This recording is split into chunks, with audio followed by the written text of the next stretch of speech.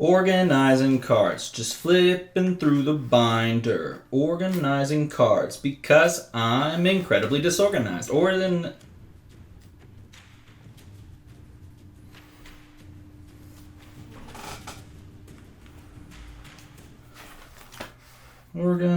cards because I'm incredibly disorganized. Organizing cards. Gotta put things in sleeves, man.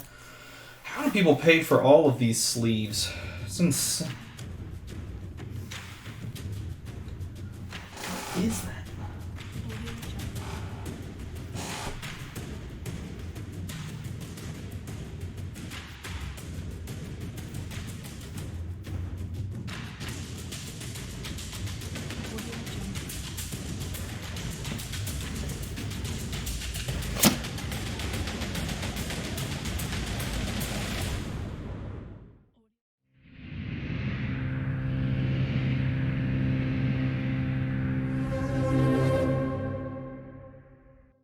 So let's say that you just got back into Dice Masters or into Dice Masters for the first time, thanks in part to the brand new Infinity Gauntlet Draft Pack set. And because you're fairly new or returning to the game, you don't have a ton of this brand new set, and you're wondering, what are some cool combos that you can pull off using common and uncommon cards from this set? Well, I got you covered. We're going to talk about one of those combos today. But before we do, if you like Dice Masters content, and if you enjoy these videos, or you find that you get something out of them, feel free to like and subscribe to the YouTube channel here. Every time you do, we get closer and closer to our goal of 1,660 subscribers. We're only 3 subscribers away, so if you want to be one of the people that helps with that, hit that little like and subscribe. Also, for those of you that are my patrons, I'm going to do a special patron giveaway coming up pretty soon, essentially as a way to say thank you for supporting the channel. So hop on over to Patreon and double check any messages that come your way or any posts that I do on Patreon. It should come up in the next couple of days. On to the combo. Okay, this combo centers around Doctor Strange, Worthy Sorcerer, a 6-drop mask character with the Infinity Watch symbol, a 146258389 stat line. This is the uncommon that says, while Doctor Strange is active, for each mask energy that you spend to purchase an action die or field a character die, deal 1 damage to target character die or player. Man, this card is flexible on so many different levels. As long as you're spending masks, you can use this ability when you purchase an action die or when you field a character die, so that's 2 different ways to proc the ability or trigger the ability. And for each mask you spend, you can either deal damage to the opponent or to one of their character dice, or to one of your own character dice if you wanted to do that as well. So this can be removal, it can be a win condition, it could be ramp for yourself if you're KOing your own sidekicks by paying masks. There's tons of things that you can do with this card. Rather than diving deep into the variety of things that you can do with it though, we're just going to use this straight up as a burn win condition. In other words, we're going to try to use this ability to deal damage to our opponent, not through attacking, but by just paying masks and burning them down. And what character is better at burning things than Ghost Rider? Ghost Rider Hellfire is a 3-cost bolt character with no affiliation, a 1-2-3-2-3-4-3-5-5 stat line, so you have to pay to field him on every face, which in this case is actually pretty good because we want to pay masks to field this after we've purchased and fielded our own Doctor Strange, and his ability is the real kicker. It says, when fielded, deal your opponent X damage where X is equal to Ghost Rider's printed fielding cost. So get this, if we already go out and purchase a Doctor Strange, put it out in the field, and then buy up some Ghost Riders, when we field a Ghost Rider, if we can somehow pay with masks for that fielding cost, let's say on his top side, if we pay 3 masks to pay the 3-cost 5-5 top side fielding Ghost Rider, we field the Ghost Rider and then deal our opponent an additional 3 damage. So each time we pay a mask to field Ghost Rider, Doctor Strange deals them 1 damage, and then obviously when we field Ghost Rider would deal them damage based on how many energy you paid to actually field him. So that's like double dipping in a sense, with the goal obviously being paying 3 masks on Ghost Rider's top side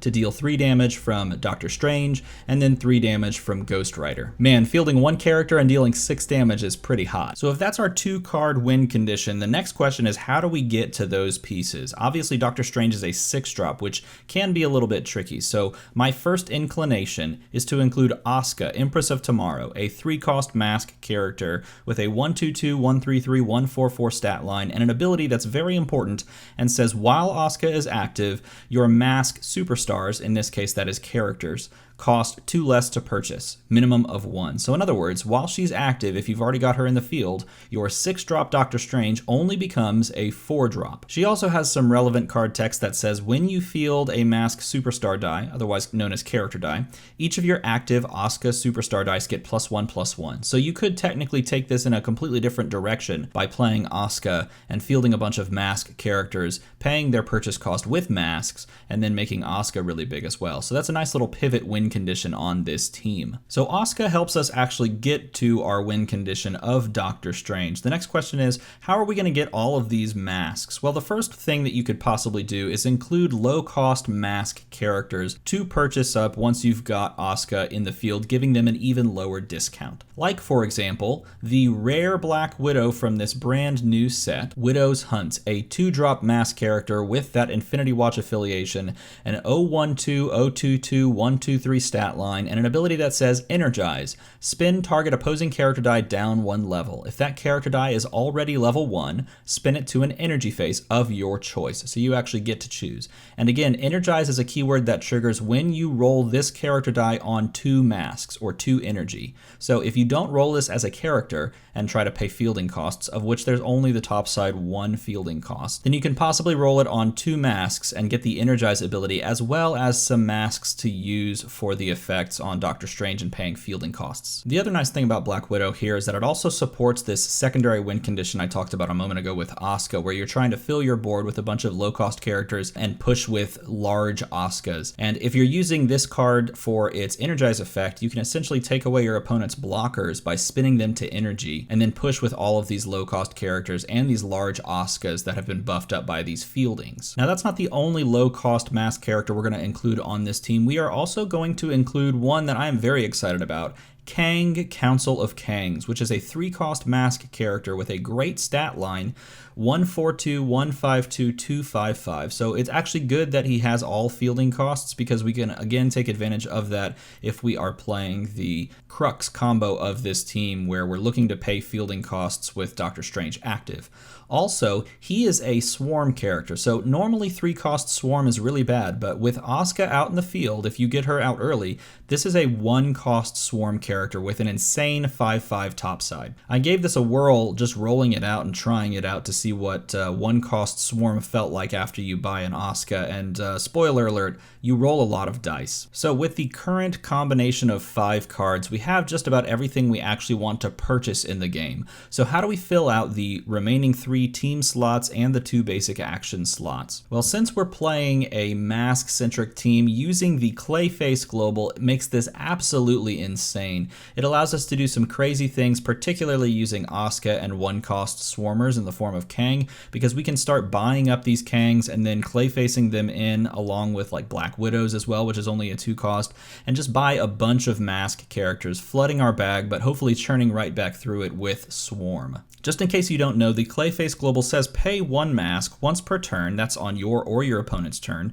You can take a die from your used pile and add it to your reserve pool on any energy face. So essentially, if you roll a mask on a sidekick character die, and then you pay that mask, you can go into your used pile, you can take a character die that is a mask character, you can pull it into your reserve pool and put it on a 2-mask side. So paying 1 mask gets you 2 masks. I hope you can then see why this is a really good fit on a mask-centric team. Along with Clayface is another staple of ramp and bag management. This is Atlas, purged of Pym particles. We're actually not going to use him for his card really at all. We're only going to use him for his global, just like the Clayface Global. This one says pay a fist once per turn. On your turn, prep a die from your bag. And essentially we're just using this on like turn 2 to pay the fist and put the exact right number of dice into our bag, which is 5, so that we can then pull 1 from this global and then have exactly 4 and know exactly what we're rolling on turn 3. You also end up using it on each subsequent turn up until a point where you've purchased so many things that it messes up your bag. So this gets you through that early to mid game, setting up yourself to where you can roll exactly what you want and need going forward. Now there's 1 card slot left, and I think there's a lot of options that can fit into this. Like for example, I considered the super rare Turk Barrett, which allows you to sort of double dip on when you're paying for globals or when you're fielding character dice using masks, but I eventually decided not to because it wasn't as impactful KOing like your opponent's stuff unless you're really trying to push that physical damage. But that would be a nice little slot on if you're going the physical route, whereas I kind of wanted to lean more the burn route because I am just one of those burn damage players, just enjoy it too much. Another really cool mask character addition is Adam Warlock, Hero of Counter-Earth, a 4-cost mask character from the new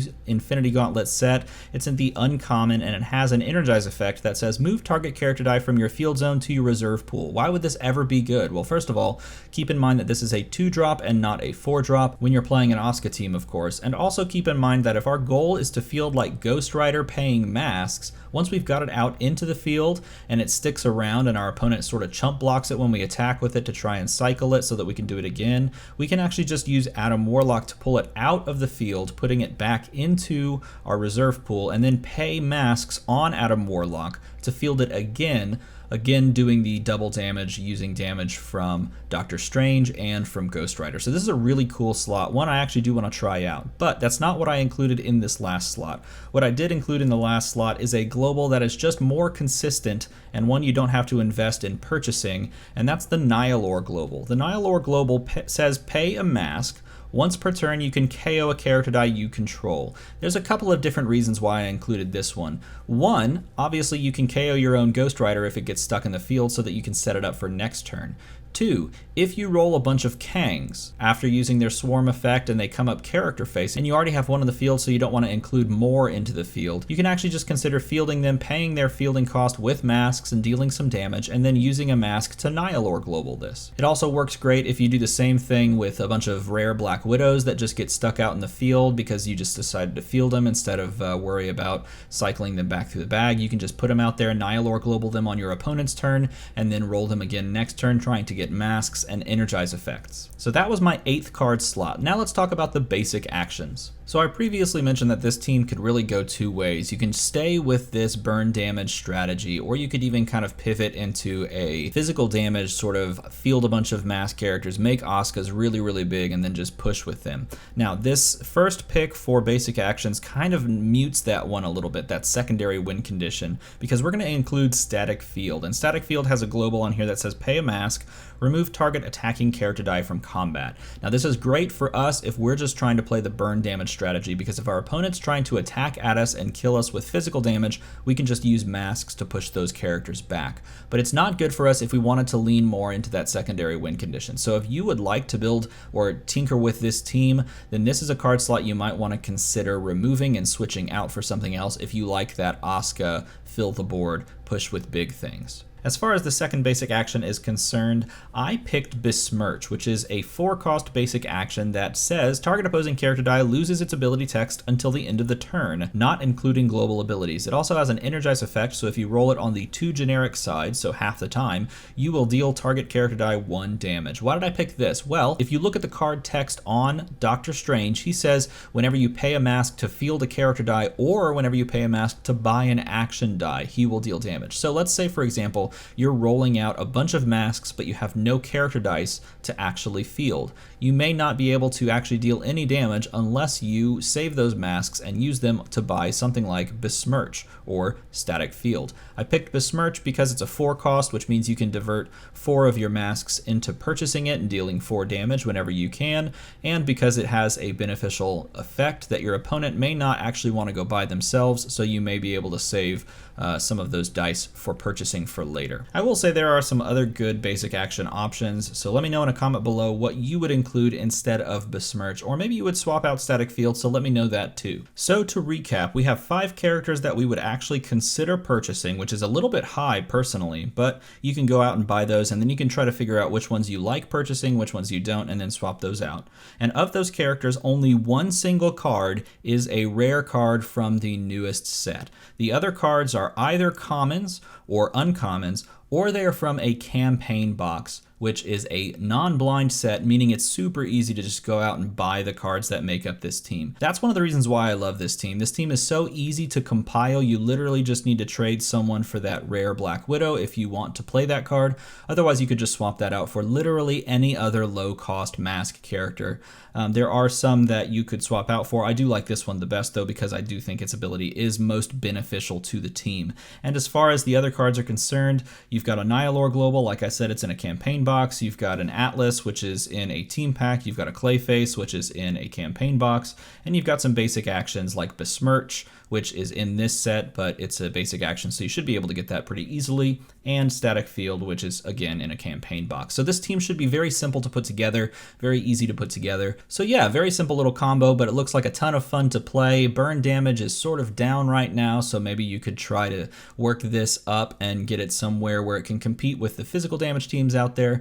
Let me know what you think about this in a comment below. Let me know if you like this team, if you like this combo, if you like the format, if you like everything. If there's something you don't like, you should also tell me that in a comment below, and I'll see what I can do to fix that. As always, everybody, thank you for watching.